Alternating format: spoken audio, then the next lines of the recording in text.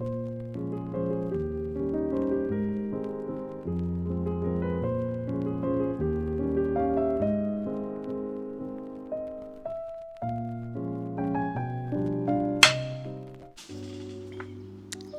life, everything starts with just one.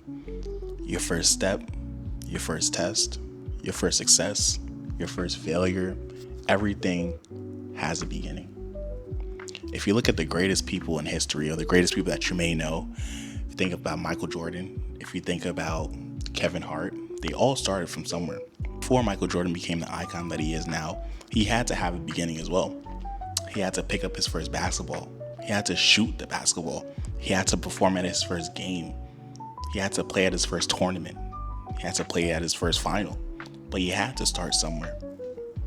If you look at Kevin Hart, amazing comedian, but he had to have a beginning as well. He had to get his first stage appearance. He had to get his first booking, but he had to have a start. The first of anything will never be the best, and it's almost a disservice to expect it to be the best. Your first step at anything should always just be the introductory, just the beginning, just to get the feel of what you're doing. Your first of anything will never be defining, world changing, career altering, but you know what that first step will do? It'll get you much farther than most of the people around you. The first step is always the hardest because it comes with a lot of uncertainty. The feeling that you might fail in something, the feeling that it might not go the way that you're expecting, the unknowingness of not even knowing what you don't know, the fear of the unknown, the fear of failure. There's a lot of things that stops people from taking that first step. The difficulty of setting stuff up, the difficulty of understanding what you really want to do, the difficulty of motivation cycles, and all these different exterior factors that you may not even have control of. You can never learn anything or be good at anything without taking that first step. When I was in the process of getting my first property, I knew I wanted to get into a rental eventually.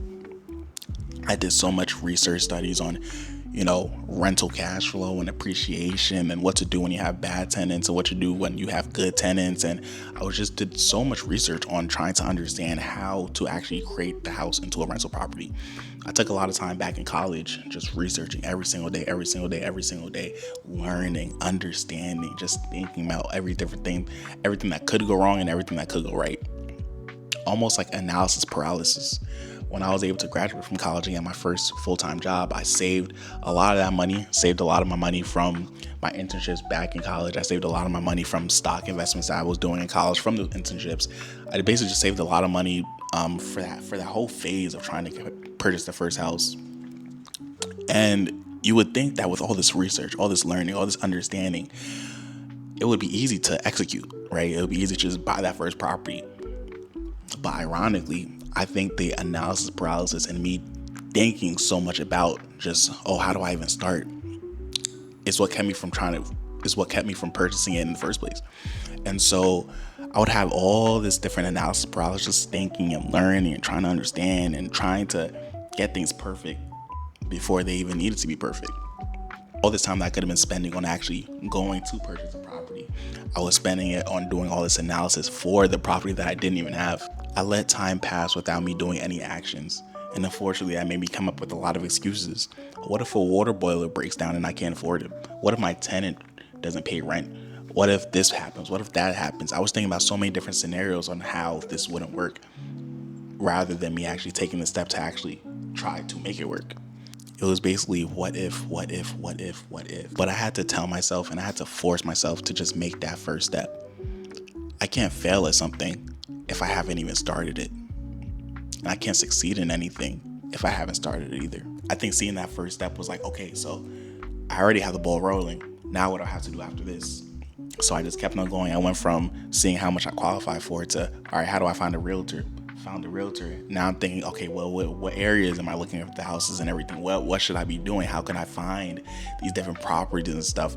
Now I'm working with a realtor, and I'm also working with my credit union on trying to understand, like, okay, so how do I purchase this house? How do I get the numbers in? What is an offer? What do I put this stuff in? And mind you, all this stuff that I'm doing now is stuff that I've technically already researched before, but actually doing something teaches you so much more drastically faster than doing all this analysis on basically the what if and the what's not. That first step of just getting that pre-approval letter is the motivation that I needed to just start actually executing on the things that I was procrastinating and making all these different excuses for. So I went from getting a realtor to seeing houses to putting down offers to doing inspections. And before I even knew it, I was at the closing table signing documents on my first property. I'm now sitting at 3 properties at 26, but that couldn't have happened if I didn't just take that first step and just getting that pre-approval letter. Because now it just snowballed, and now that I'm actually doing, I've learned through so much. I've experienced a lot. I've dealt with so many different situations that I would have never have been able to navigate through unless I actually started with something. And so you will fail, you will drop, things will happen. But the fact that you started is taking you farther than most people have ever gotten to. There's no end without a start, and there is no journey without a beginning. You can't change your life without you actually making the effort to actually make the change, to actually create the change. And that's what I'm really trying to drive home. You really have to just start in whatever you're trying to do. Learn, grow, develop, understand things as you're actually doing whatever you started. It'll teach you so much. It'll humble you in a lot of different ways. But the fact that you started will take you much farther than most people ever will. Because most people don't actually try. Most people don't actually make that attempt. Most people are afraid of the failure. But that first step, that first one of anything, that first shot, that first movie, that first video, that first car is a motivation that you need to continue, to keep on growing, to change your life, to develop, to grow. You have to make your life into something that you want to make it into. But like I mentioned before, you can't do it without that initial investment, investing in yourself, investing in whatever you need to invest in, just starting. So I think you really just have to try. Whether it's you want to try to create a YouTube channel, but you're not too sure if it's going to get any views or if anybody's even going to be caring about the videos.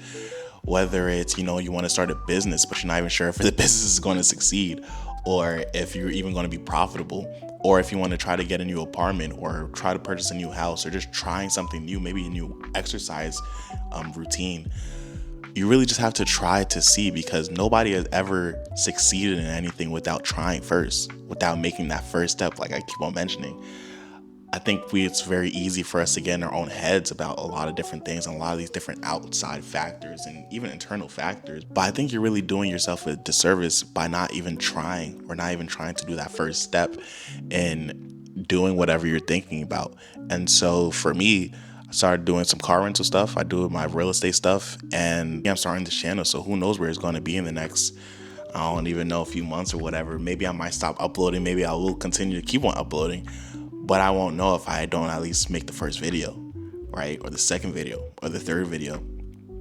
So all in all, really, there is no success without trying first, without making that first step. In this life, everything starts with just one.